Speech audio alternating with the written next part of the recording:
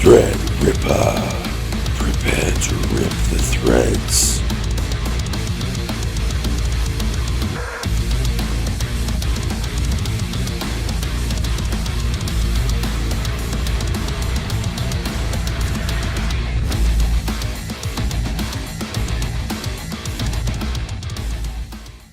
This week during Computex, AMD took the stage to reveal more details about Threadripper, as well as when we can expect consumer RX Vega GPUs, knowing already that the Frontier Edition is just around the corner at the end of June.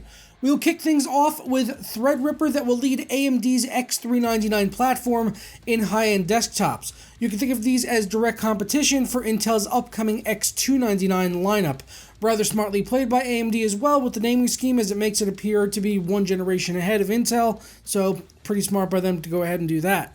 So we now know that Threadripper will have up to 16 cores and 32 threads, the optimal words there being up to, which would suggest that we may see additional SKUs with lower core and thread count. So far, rumors have come forward suggesting that we will see 10, 12, and 14 core variants, but nothing on that can be confirmed right now. However, given the way AMD has parsed out the Ryzen 7 as well as the Ryzen 5 stacks, it doesn't really seem that far-fetched.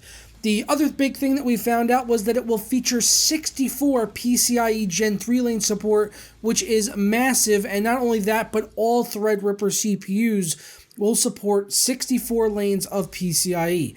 That will be incredibly important for anyone wanting to connect multiple GPUs together for hardware acceleration and deep learning. The final detail on Threadripper is that it will have quad-channel memory support with motherboards holding up to 8 DIMMs of DDR4 memory, and seeing stuff like this is what will truly allow AMD to compete in the high-end desktop space with Intel, and that's always nice to see for competition.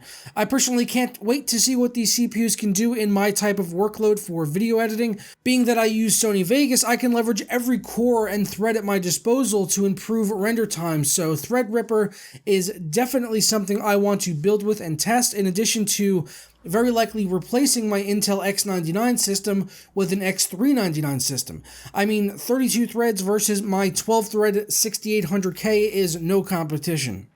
The last two questions I have in my mind now are, what are the clock speeds and what is the price? If we are going to see these processors hitting 4 GHz, like on the Ryzen 7 CPUs, then I would be extremely happy with that, given how many cores and threads there are. And lastly, the price is a huge question as well, and one that I would like to pose to you in the comments.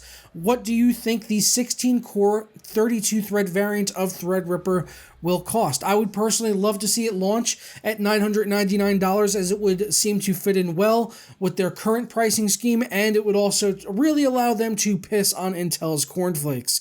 Intel, in case you missed it, just showed off their i9 CPUs that are ridiculously priced at up to $2,000, and spending $1,000 only gets you the 10-core, 20-thread CPU from Intel, which hardly seems worth it when you can grab a Ryzen 1700 for less than $400 and be pretty close to that, and pair it with a B350 motherboard. And if you get one of the Intel CPUs, you're looking at $200-300 bare minimum just for a motherboard. So until we get further details on Threadripper, we shall just have to sit back and wait, but not much longer, as AMD stated we can expect these CPUs this summer.